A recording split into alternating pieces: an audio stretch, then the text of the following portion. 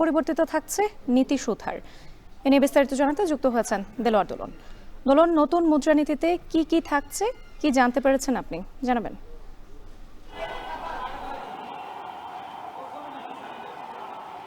এরই মধ্যে কিন্তু আজকে যে মুদ্রানীতি ঘোষণা করবে গভর্নর কিছু সময় আগে প্রবেশ করেছেন।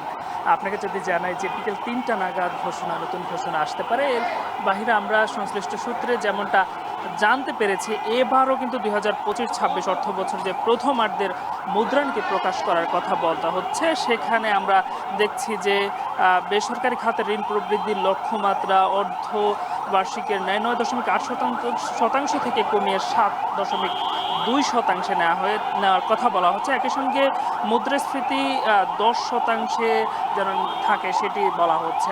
একই সঙ্গে আরেকটি বিষয় জানাতে চাই যে আজকের মুদ্রানীতি থেকে বলা হচ্ছে যে নীতি সুদ হারের যেমন অপরিবর্তিত থাকবে, খাদ্য মূল্যস্ফীতির দিকটি বারবারই বিবেচনায় রাখা হচ্ছে। তারা বলছিলেন যে বরাবরই দেখা যাচ্ছে যে মূল্যস্ফীতির ক্ষেত্রে যেটি দেখা যায় যে খাদ্য মূল্যস্ফীতি অনেক ক্ষেত্রে নিয়ন্ত্রণে থাকেন। আজকে বেশ কিছু পরামর্শ সরকারের কাছে তারা রাখবেন। তারা বলছিলেন যে বরাবরই দেখা যায় যে চালের বাজার অস্থিতিশীল থাকে, আর এক্ষেত্রে আজকে একটি পরামর্শ উঠে আসবে আজকের মিটিং থেকে, যেখানে বলা হচ্ছে যে চালের বাজার যেহেতু অস্থিতিশীল থাকছে, সেক্ষেত্রে সরকার যেন পর্যাপ্ত চাল মজুত করে রাখেন, যেন বাকি সময়ের জন্য যেন চালের বাজার ঠিক থাকে, সেটি একটি পরামর্শ থাকতে পারে।